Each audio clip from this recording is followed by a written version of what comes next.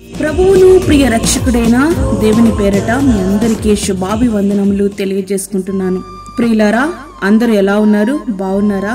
మీ అందరూ కూడా క్షేమంగా ఉండాలని ప్రతిదినము మీ కొరకు మేము ప్రార్థిస్తున్నాం. జీసస్ ను క్రియేషన్ మినిస్ట్రీస్ ద్వారా ఈ రీతిగా ప్రతిరోజు అనుదిన ఆహారమును మీతో పంచుకోవడానికి దేవుడిస్తున్న కృపను బట్టి దేవునికి అనలేని కృతజ్ఞతలు.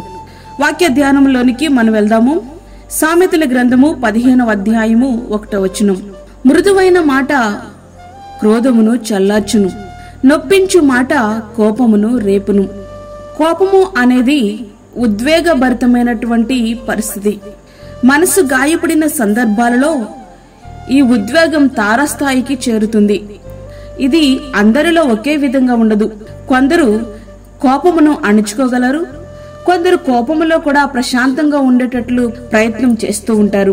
మరికొందరు వీరికి పూర్తి భిన్నంగా ఉంటారు. గట్టిగా అరుస్తారు, ఆవేశంతో ఊగిపోతారు, కళ్ళు చింతనిప్పుల్లా మారిపోతాయి. ఏం మాట్లాడతారో వారికే తెలియదు, ఏమి చేస్తారో వారికే తెలియదు. తన కోపమే తన శత్రువు అనే పదాన్ని చిన్నప్పుడే నేర్చుకున్నాము. అవును కదా? అవును, మన కోపము మనకే శత్రువుగా మారుతుంది. ఈ కోపము అనేక మంది శత్రువులను మనకు తెచ్చిపెడుతుంది. ఇతరులతో పాటు మనకును సమాధానం లేకుండా చేస్తుంది. సృష్టిలో మొట్టమొదటి మరణం సహజమైనది కాదు, హత్య. దానికి కారణమేమిటో తెలుసా? కోపమే. ఆదికాండము 4వ అధ్యాయము 5-6 వచనములు. త్వరగా కోపపడువాడు మూఢత్వము చూపును. సామెతలు 14వ అధ్యాయము 17వ వచనం. కోపత్రికి అగువాడు కలహమును రేపును. సామెతల గ్రంథము 15వ అధ్యాయము 18వ వచనం. కోపిష్ఠుడు కలహమును రేపును, ముంగోపి అధికమైన దుష్క్రియలు చేయును. సామెతల గ్రంథము 29వ అధ్యాయము 22వ వచనం. మహాకోపి అగువాడు దండన తప్పించుకొనుడు, వాణ్ణి తప్పించినను వాడు మరలా కోపించుచునేయుండును. సామెతల గ్రంథము 19వ అధ్యాయము 19వ వచనం.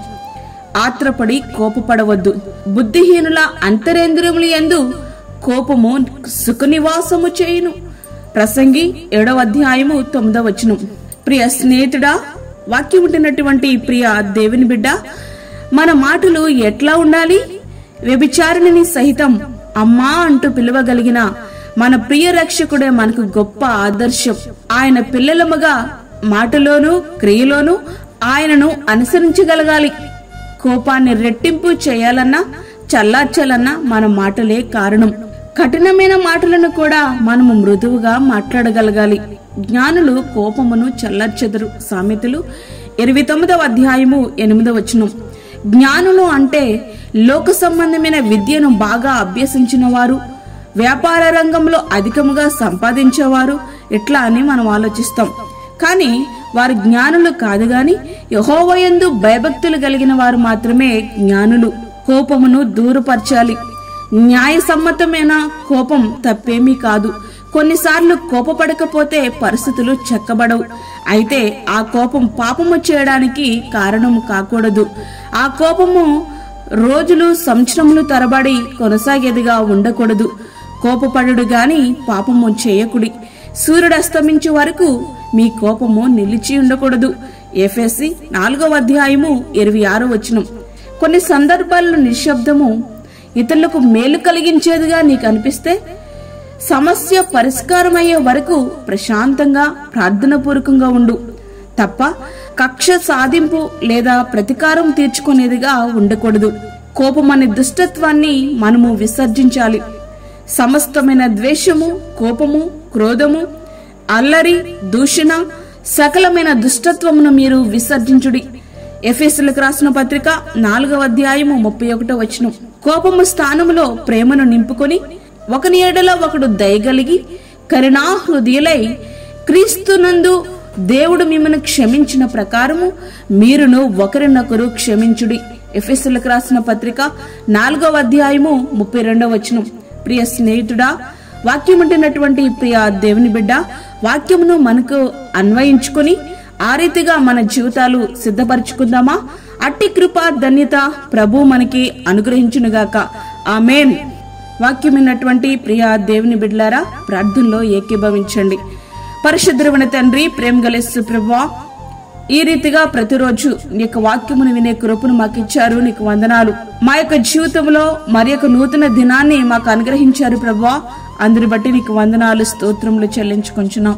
ఈ దినమంతటికి కావలసిన నీ కృపను మాకు సమృద్ధిగా దయచేయండి. ప్రతి విధమైన శోధన, కీడు, ప్రమాదము, తెగుల నుండి మీరు మమ్మల్ని కాపాడండి.